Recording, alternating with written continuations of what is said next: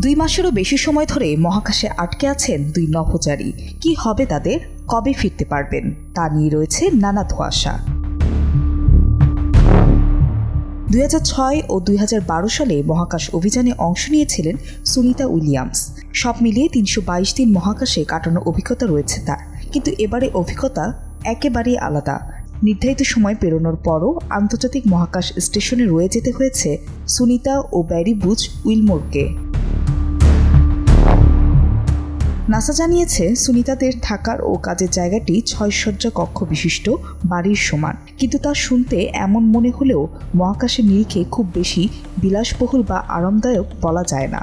কেননা ওখানে কেবল সুনিতা ও উইলমোরই নেই, রয়েছেন আরও 7 নভোচর।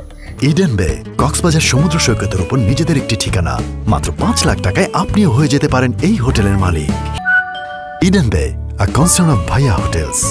তাদের মধ্যে 4 জন মার্কিন ও 3 জন রুশ। তবে তাই বলে তাদের খাওয়া দাওয়া কিংবা অক্সিজেনের ভাড়ারে টান পড়বে না বলেই জানা গেছে।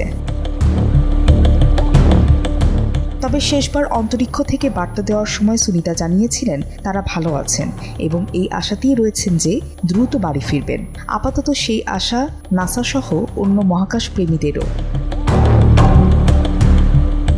তবে আগামী বছরের ফেব্রুয়ারি মাসে ভারতীয় বংশোদ্ভূত ওই নভোচর দেশে ফিরতে পারবে বলে মনে করছে নাসা।